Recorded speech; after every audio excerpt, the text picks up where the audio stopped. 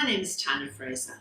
Welcome to Prism, Inside the Creative Mind. For episode 3 of Prism podcast, I am joined again by my co-host, Laura Coutts, and our special guest star today, Clint Bolster. Hello.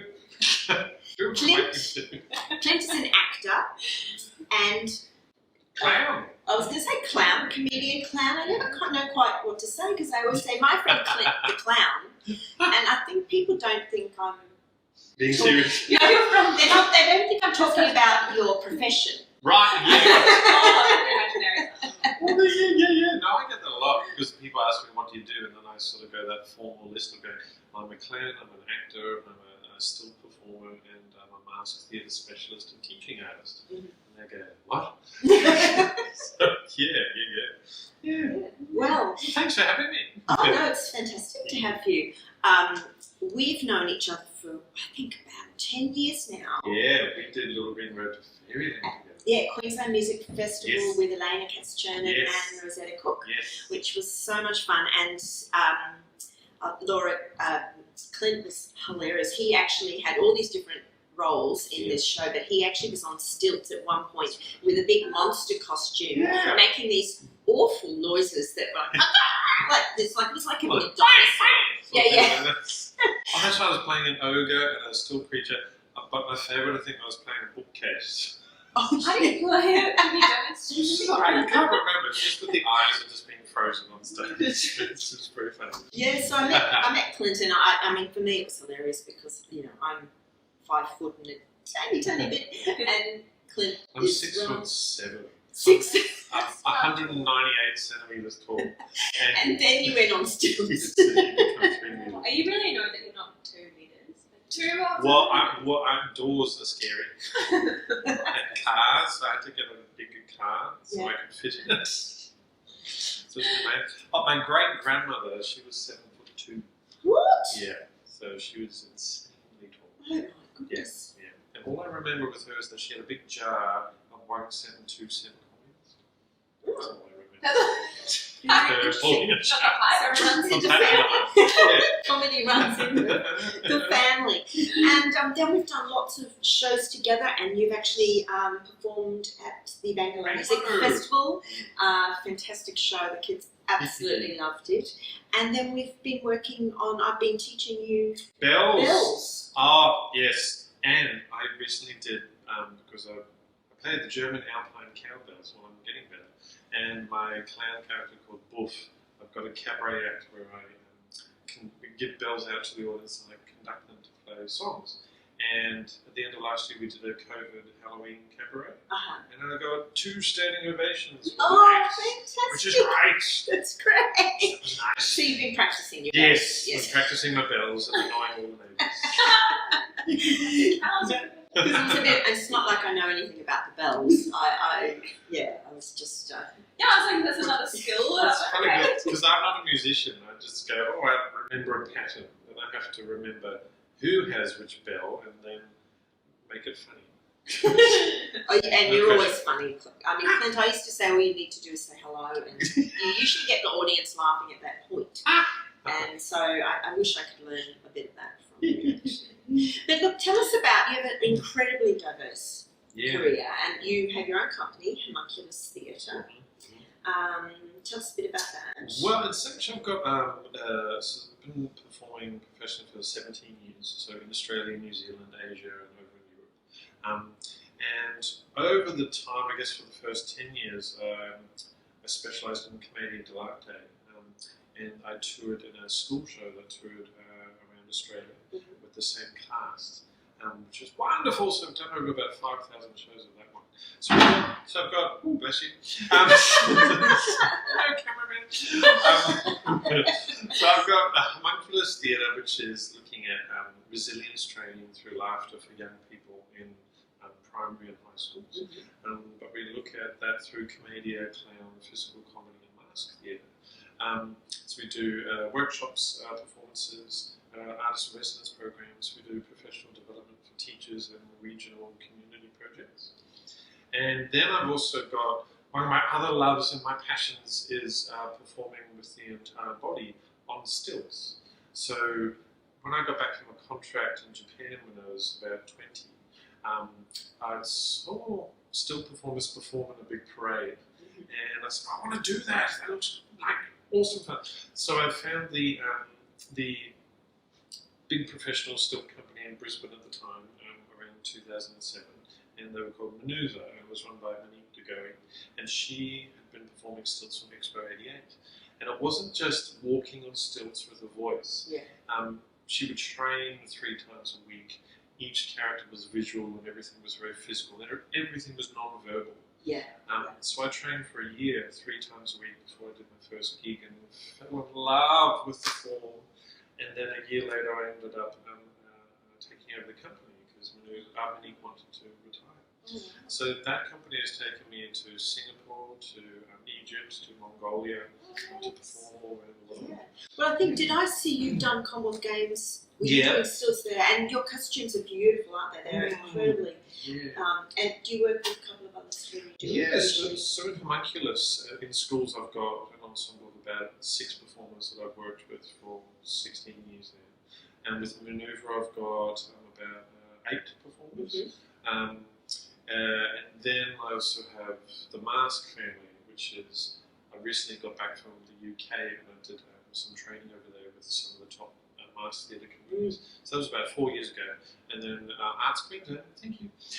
We generously got funding from them to create specifically tailored full-face non-verbal mask theatre roving acts for the festival and events. Yeah, events in Australia. They're so cute. We'll put some. I'll get some pictures and we'll put them up on this. Yeah, but tell us some of the characters. We've got the Lollipop Ladies. We've got the English Bobbies. We've got the Tourists. We've got the Salvation Army Tambourine Band, which I love. So I used to be part of the Salvation Army all-girl tambourine band when I was 7. Sorry, can we just go into I can do circle and triangle and square and around the world. That's just a bigger circle. Yes. The butterfly. Yes. A lot of fun. I want to do something. And then we've got, what else do we have? We've got the Maitre D's. Mm-hmm. We've got the Golden Oldies. And what else do we have? Made to Measure, which are like tailors. Oh, tailors, yes. Yeah, sort of based off like Mr. Humphreys, where I so. Oh, yeah. No, they all look absolutely hilarious. And all my performers jump between Homunculus, Maneuver, and the Mask family. So we all share that skill set. Yeah. So how on earth do you become a stilt performer? Because I just don't think it would work for me. I really don't. It must be actually physically really. I'm terrified of heights. And It's much safer where I live. Well, when I was 19, I got a contract with Universal Studios in Japan, and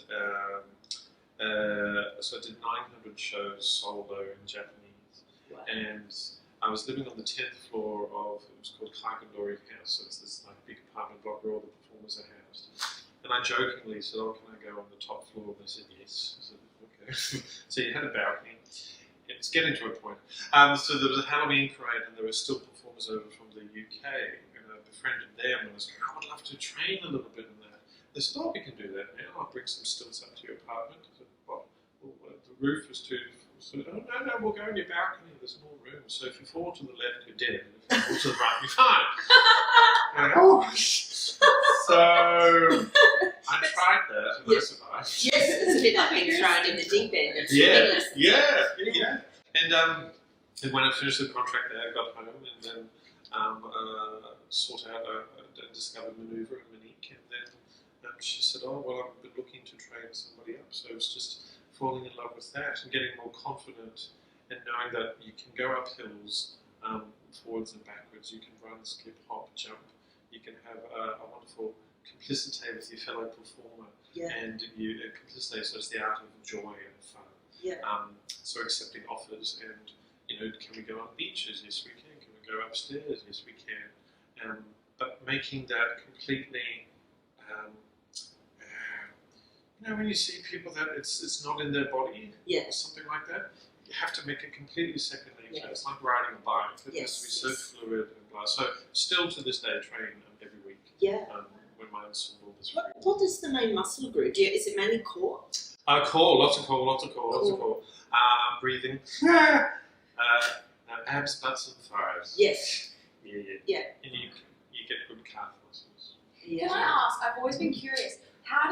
What's the whole foot situation? Are you in a shoe? Or are you just on like a wood plank? Or? Yeah, well, actually, I've got a wooden plate, and it's built for your specific leg. So I had a friend that I met who did stilts with Stalker in Sydney for a long time, and he custom made them to you. So there's actually a Velcro plate around just underneath your knee, then there's a bar that goes down, then there's a foot plate underneath that your foot is screwed into.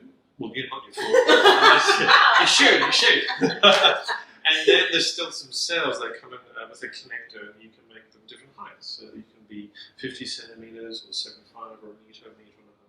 So, but each level that you go up to demands something different from your body, and then you need to get used to that. And if you fall over, how do you fall over? If you Well, I actually never trained to fall because it's actually very jarring on your body, which I think was really a good thing. There's a lot of people in the circus world that do train and fall on mats, but you are told that it's actually incredibly difficult for still performer if you're trained to fall over. Yes. It's all how you be sensitive to the needs of your audience. So you want to get people going, you want to do that. But if you were to fall or trip, you place all your weight backwards and then you go down on your knees, and that would be a slow descent down. So you don't put your hands out. Yeah. You injure your wrists. Or not everything. Yeah, everything. So, touch wood. Yes. Yeah. And so you've been all over the world. I was just saying how I feel so lucky as an artist that I left Brisbane when I was 18 and then lived all over the world. And I don't think I would have been able to travel the way I did had I not been an artist. And Laura, you also spent a long time. I spent my life savings on a master's degree in London. I studied at Central School of Speech and Drama, which is a wonderful, wonderful school, and I spent a year in London training, and then I applied for every visa under the sun to stay for 6 years. And as you said, I travelled to the most remote places in the world for my job, which I would now I can go, I'll go back there. I liked that place. Actually, you've done cruise ships where you've been doing cabaret acts on cruises. Yeah. So, they're fun. They are fun. Have you been to Greenland? Did you tell me you've been to Greenland? Yes, I had to get one of those propeller planes out of Nook back to Iceland, and I almost stayed in Greenland. I was like, right, I'm living here now because I can't get out of the country. I mean, I've been to lots of places where music tends to go, but not Greenland or Iceland. Love to go. It's incredible. It's so still. Maybe that's why there's no music there. But it's just like you walk outside and it's almost like it's just this eerie stillness. Yeah, like outer space almost. Yeah. It's incredible. Yeah. And Clint, you've been to Russia. You Well, studied in Russia. I was going to go. The joys of COVID. Yes. So I was invited to go to a German mask theatre company called Family Flaws, who are amazing. And then, interesting, the world of Instagram. I was putting up the work that the mask family does one day, and then this company from Russia called Mr. Pedro's Wandering Dolls, who are this amazing visual street theatre company, said, "Oh, we love your work. We love your work. We would love to collaborate." So I remember having conversation with one of them on WhatsApp, and he answered the phone and goes, "Hello!" And then I pissed myself laughing. And he said, "What are you laughing at?" I said, "Well, the movies don't lie." And he goes, "What do you mean?" I said, "Your voice, it's so Russian." He goes, "I know, I'm Russian." So we just had lots of fun. And so then I formed the idea of that I was going to be over there for 3 months, sort of training with Family Flaws, Mr. Pedro's Wandering Dolls, and then going back over to Antonio Fargo over in Italy to do some more commedia. Yeah. So Australia Council and Arts Queensland helped fund that for me. Yes. And then COVID happened, and then everything had to be dismantled. Yeah. So that was like a 2-year process. But we're still in touch. Like one of the companies is still struggling. Yes. But yeah, maybe something will happen in a couple of years' time. Yeah. And you were saying you might be able to go to clown camp. Yes. Tell everyone about clown camp. Clown camp. The pinnacle of the clown training world. Yes. Well, Slava Snow Show. He used to be Cirque du Soleil, right? He used to be a Cirque du Soleil, and then he created his show that is a tour of the world, and it's amazing. So yeah, just been in little chats with their company, and he invited me to go over to what I call the Clown Ranch over there, which is this amazing wonderland. It's kind of like a theme park, but clown world. To go and meet Slava and to do things, and I'm sure that'll happen, but not this year. No. Because we can't go overseas. Yeah. I do know that show. That's in London every year, most for Christmas, isn't it? All the balloons and all the snow. Oh my goodness. Giant bubbles. Yes. And, yeah. Oh my goodness. It's really amazing. fantastic. So, I mean, because many times I've asked you to come to Bangalore, and you're always in Hong Kong, or in Japan, or in Russia, or in England, or something like that. Yeah. So, I mean, last year must have been so hard, particularly when your entire livelihood comes from performing. Yes. And there is no performing. Yes.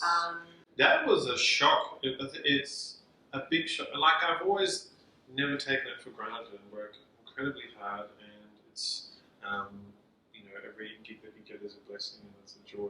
We celebrate that all the time. So I've been lucky enough to be booked up usually a year in advance of things, which I was for 2020. So 2021. Yes. And within about 10 days, I lost everything, about $300,000 worth of turnover. And you employ, was it 8 or 10 people? That year I was contracting about 25 artists that also lost their work, and you lost that income. So it's interesting. I got to see the worst and the best of humanity with clients, but I think the positive thing that we're able to talk to a lot of festivals, and like I had festivals on the phone to me that were crying because they've lost everything, and I said, isn't this great that we're having a conversation that we can be totally transparent up front? Okay, there's nothing here this year, how can we move forward to next year? So I can at least go back to my performance and go, hey, there's some plan happening. Yes. So out of all of those sort of festivals and events, about a quarter of them don't exist anymore because of COVID. But then the other ones that are coming back, they either go, yes, we're going to throw all the money back at you, which is fantastic. Yes. Or some are going, look, our budgets have been cut, what could we make happen with this? And so you adapt. And then lost the overseas. Yes. Lost my university job. Yes. And then, but positives happened in the 4 weeks into COVID. Yeah. In the last Arts Queensland round, we put in an application for a full-face non-verbal masked theatre show that Bridget Boyle and I have been talking about creating, and then we were able to get Craig Harrison as producer from Adelaide onto that, and we got a big major grant to do a creative development, which was supported by QPAC at Maryborough Street, and for 4 weeks, and I was able to call about 14, 15 creatives that I can give you work. That's great. And just to have that space to be able to do that was amazing. I mean, I was saying to my colleagues in Southern Cross soloists, actually, we were actually a bit relaxed that we didn't have to hop on aeroplanes last year, and actually at the end of the year we played at the outdoors at the Bleach Festival at the Gold Coast, and we stayed over at the Gold Coast for a couple of nights because we were there for 3 days, but it was the first time we'd had to tour. Yes. And I thought, this is my ideal tour, an hour drive in the car. But it was relaxing instead of that sort of, it's always a bit frantic when you have to fly all over the place. Yeah, I love it. You love flying? Well, I don't love flying, but I love going to lots of different... Yeah. So I was used to that for a long time. That's right. But in a way, COVID forced us to just have a step back and reassess. Yeah, I'm really thankful that I was able to get onto JobKeeper because that was a lifesaver. Yeah, I think. Like the depressing thing of going, applied for a job at Coles and got rejected. So did I! Yeah, Oh, in the club. And nothing against that. I'm just going, wow, okay. You should have been the tall shelf stacker. I remember in the first 2 weeks of just seeing everything go, and going, how am I going to, I think it was the first time in 16 years that, all the resilient barriers that you put up, positive things, and that you pride yourself on, were there, been there, but suddenly something was eating away at them. So I remember being at Centrelink, so many memories flooding back, and then I just lost it, cried, everything came out. Yeah. And it just so happened I got a really wonderful social worker who used to be a musician and used to gig, and so she totally looked after me. That was before any talk about JobKeeper or anything Yes. like that, or being eligible. So, Yeah, that's right. So just as that person who didn't know anything about me, Yes. who actually stopped and listened, Yeah. that was amazing. Yeah. Yeah.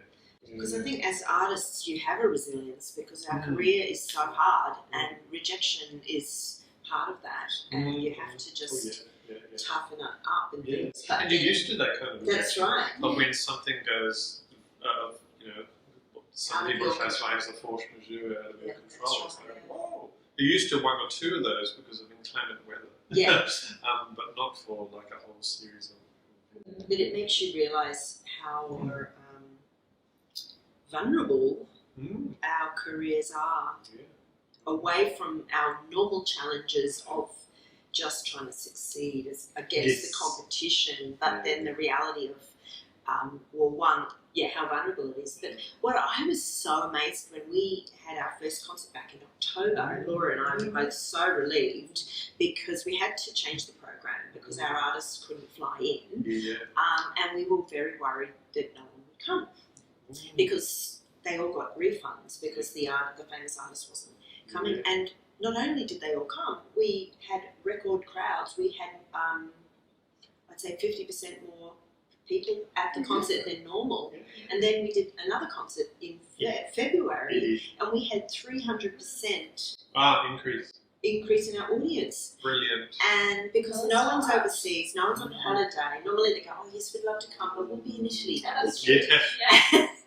And suddenly everyone wants to go to live performance. Well, yeah. And it's been, I think people are really appreciating what we I totally think so much so. When we're in lockdown, I was thinking, what do I want to do? I don't want to do something that's just, online to get money or anything. I wanted to go and actually need to work through, again, another trauma point in my life. And it's the first time in my life I went to counselling sessions for about 6 of them, which is wonderful. Why didn't do it sooner? So we did, so I've got a character called Buff that I've had for 17 years.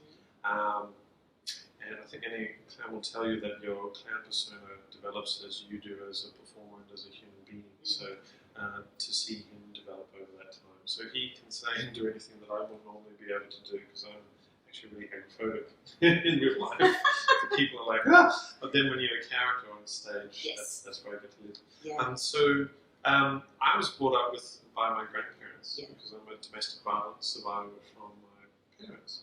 And then my grandparents, they were together for 52 years, and my grandfather was one of the heads of the CSIRO, and then my grandmother taught 4 languages, and then was a housewife and toured the world dealing with my grandfather on how to eradicate the cattle tick.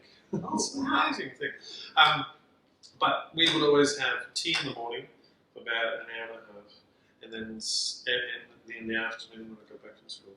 And then every Sunday, her sister and Mr. Gould from across the road on his oxygen tank would walk over and come and have high tea with us. So I said, well, that's something that I love, so I'm going to...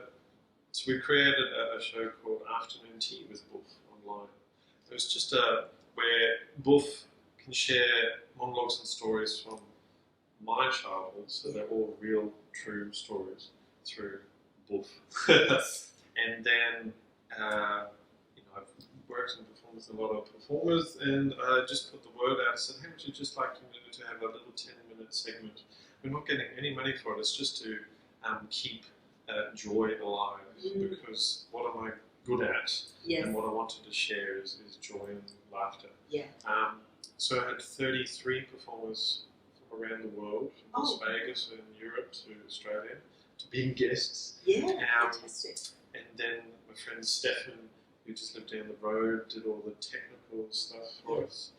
And we got over about 100,000 people watching in 8 weeks. And Fantastic. yeah, so that was joy to be able to share something in such a horrific part of the world. And that was people watching around the world as well. And probably something you wouldn't have done had COVID. No, never. Absolutely not. I think it was Ever. all tech. At the time, Yeah. Well, tech, I think, was a big shock to us all. Like, luckily you had your friend down the road. Yes. Oh, totally. Because suddenly we're all going, tech. But also, we're live performers, so Yeah. that other medium which was adapting really well. And it was actually a lovely challenge, which was nice. Yeah, look, I mean, I think I said it before. It was sort of tech and learning all these things. Even Zoom was all in the too hard basket before COVID, and I think Laura and I learned it within one day. We were on Zoom. One day it shut down and suddenly everything was a Zoom. And then you had to get my laptop. I was like, oh, it seriously needs a replacement. Yeah. I was teaching students at the university on Zoom at that point in time, which was lucky, but that's adapting. Lots of things. Yeah, how does that work? How is teaching on Zoom? Well, I think that when you're clown trained or commedia trained, you learn to improvise with a sack of potatoes on stage. So being flexible and adapting is sort of in your blood. So we found a way.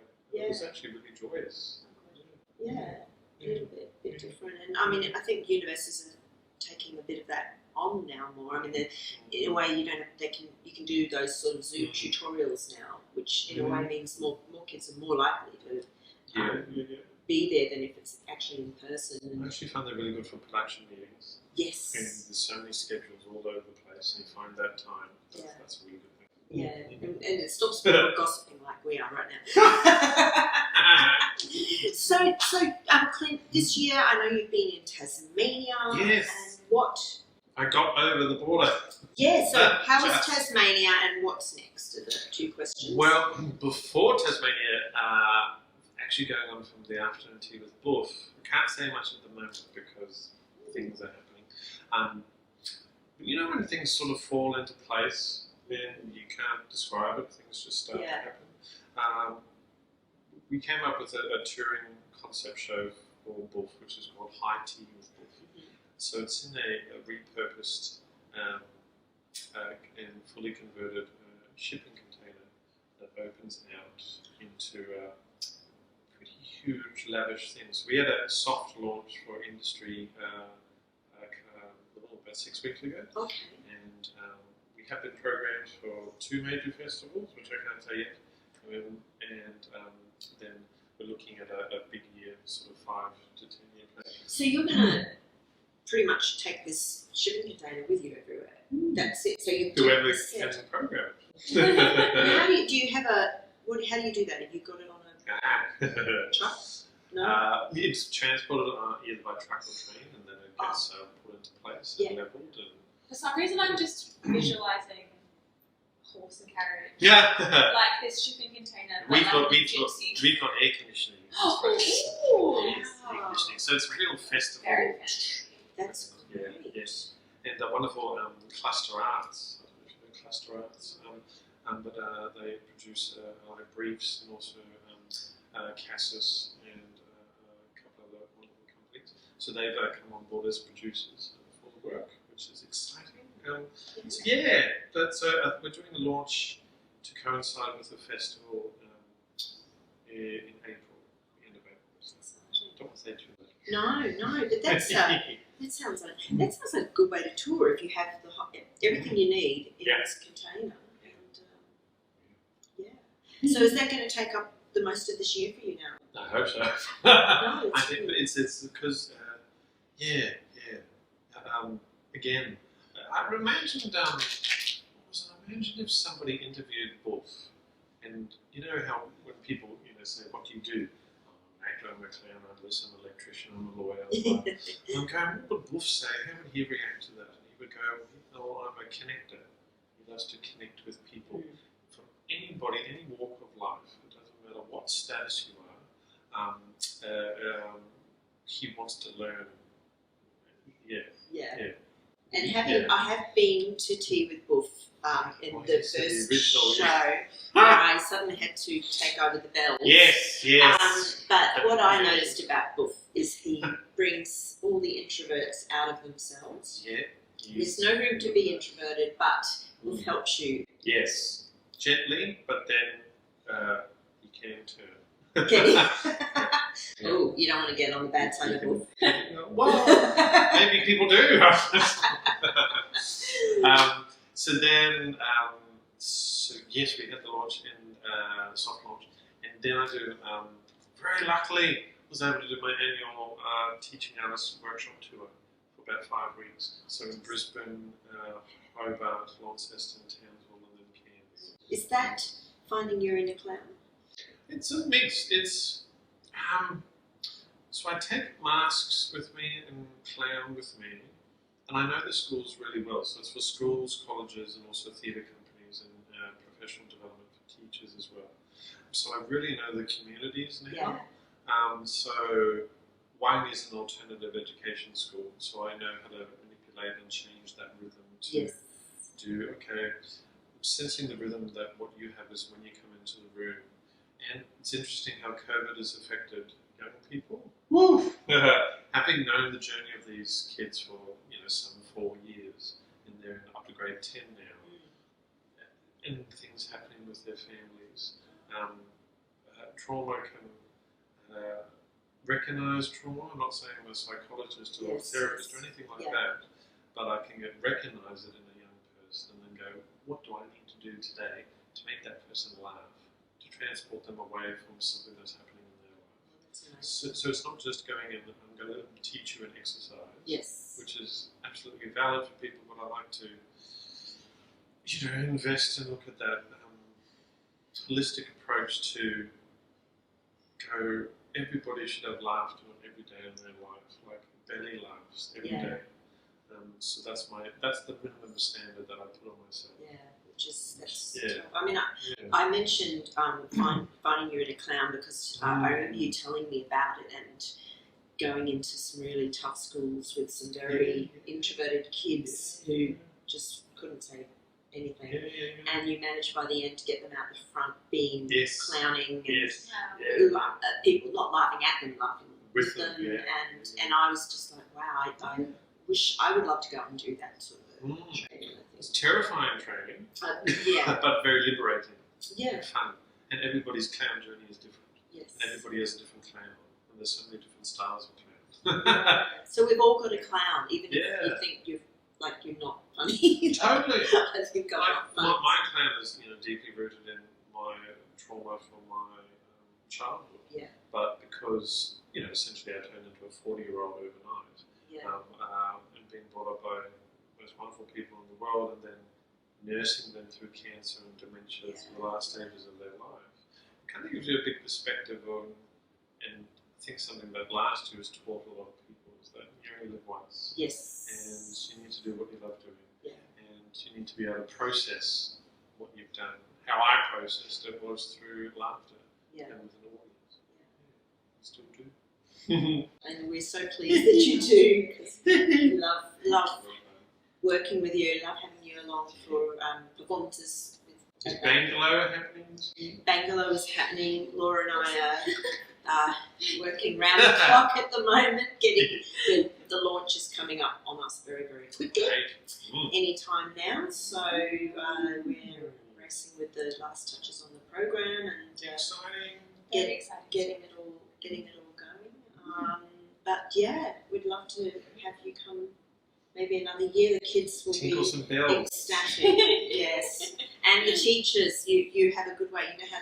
You know how to get the teachers involved. It's a bit of an agent of chaos. Yes. I think we all laughed so much for that concept. So it would be wonderful to have you. But look, it was so lovely to chat. Thank you. Yes. Thank you. Yeah. Thank you. And yeah, I hope we'll catch up later in the year and you can let us know how things have gone, or what the festivals or the secrets that we're still waiting to hear. Yes. And, You want to go and come and have a cup of tea? Cup of tea with Boof. Yes. And hear if you're going off to the Clown Ranch. Yes. Next year. I'd love to go with you. Anyway, Clint, thank you so much. Pleasure.